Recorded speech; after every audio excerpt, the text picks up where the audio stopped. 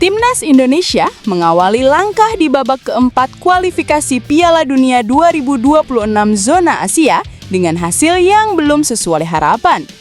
Dini hari tadi, di bawah sorotan lampu megah Stadion Megah di Jeddah, skuad Garuda harus menelan kekalahan tipis 2-3 dari tuan rumah Arab Saudi.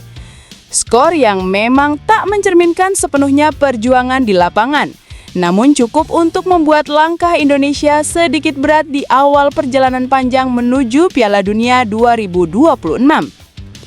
Banyak yang menilai bukan semata karena lawan terlalu kuat, tapi karena ada beberapa hal yang tidak berjalan sesuai rencana. Beberapa pemain tampil di bawah performa terbaik mereka, dan itu cukup mempengaruhi keseimbangan permainan yang coba dibangun oleh Patrick Kluivert. Pelatih asal Belanda itu sebenarnya sudah menyiapkan taktik dengan pressing cepat dan transisi kilat. Tapi di tengah tekanan supporter tuan rumah dan intensitas tinggi Arab Saudi, eksekusinya tidak berjalan mulus. Lalu, siapa saja pemain yang dinilai tampil kurang maksimal di laga ini?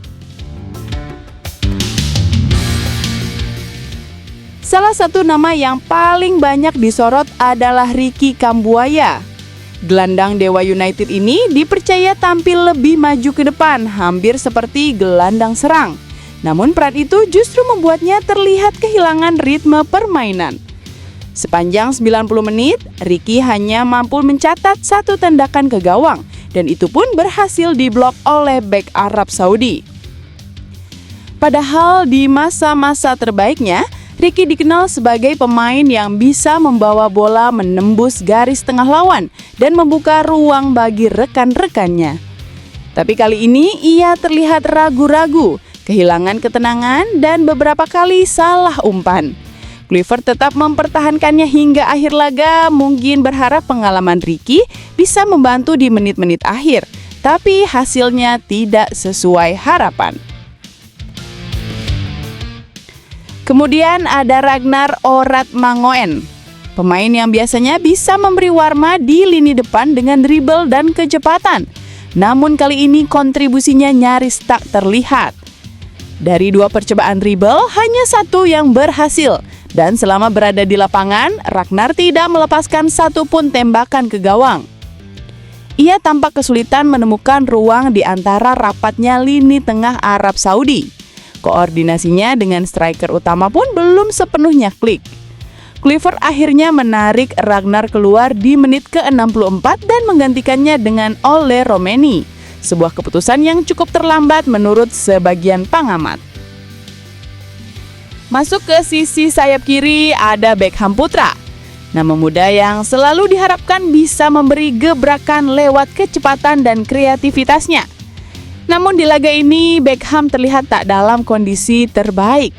Ia kesulitan membangun kerjasama dengan Dean James di sisi kiri dan beberapa kali kehilangan bola di area berbahaya.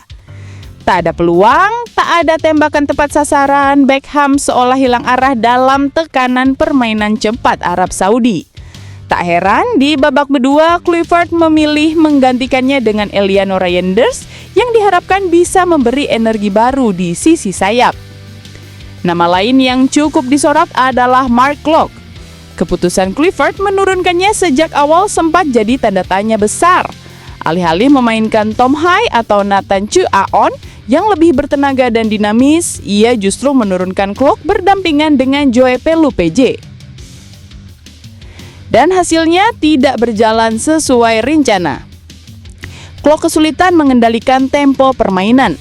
Beberapa kali ia kehilangan bola di area tengah, bahkan salah mengantisipasi tekanan lawan. Sebagai pemain yang diharapkan bisa menjadi pengatur ritme, Klok justru terlihat seperti kehilangan arah permainan. Publik juga heran mengapa Kluivert tidak menggantinya di babak kedua, padahal ritme serangan Indonesia mulai kacau. Banyak yang menilai keberanian melakukan rotasi lebih cepat bisa jadi mengubah arah pertandingan. Terakhir ada Yakub Sayuri yang malam ini dipercaya tampil sebagai bek kanan. Namun keputusan itu tampak menjadi bumerang. Yakub sejatinya adalah winger murni dengan naluri menyerang yang kuat. Ketika dipaksa bermain di posisi bek kanan, ia tampak tidak nyaman. Beberapa kali Yakub terlambat turun setelah membancu serangan, dan di menit-menit akhir kesalahannya berujung fatal. Sebuah pelanggaran di dalam kotak penalti membuat wasit menunjuk titik penalti, dan dari situlah gol ketiga Arab Saudi tercipta. Wajah kecewa Yakub di akhir laga mencerminkan betapa beratnya beban tanggung jawab yang ia pikul malam itu. Meskipun begitu, harus diakui ada sisi positif dari kekalahan ini. Timnas Indonesia menunjukkan mental pantang menyerah meski sempat tertinggal 2 gol lebih dulu. Garuda sempat memperkecil ketertinggalan menjadi 2-3 lewat permainan cepat di sayap dan umpan vertikal yang mulai hidup di babak kedua. Kluivert juga bisa mengambil banyak pelajaran. Ia kini tahu bagian mana dari timnya yang masih perlu dibenahi, terutama koordinasi antar lini dan keputusan memainkan pemain di posisi yang bukan spesialisasinya. Kekalahan ini memang menyakitkan, tapi bukan akhir dari segalanya. Pertanyaannya sekarang, apakah Kluivert akan berani melakukan perubahan besar setelah ini? Apakah pemain seperti Tom Hai, Nathan Choaon, atau Eliano Reinders akan mendapatkan peran lebih besar? Dan yang paling penting, apakah Garuda akan kembali ke jati dirinya, yaitu tim yang bermain cepat, berani, dan penuh semangat juang? Satu hal yang pasti, publik masih percaya bahwa di balik kekalahan tipis ini masih ada potensi besar yang belum benar-benar keluar. Patrick Kluivert hanya perlu menemukan keseimbangan itu, dan ketika waktunya tiba, Indonesia bisa kembali mengejutkan Asia.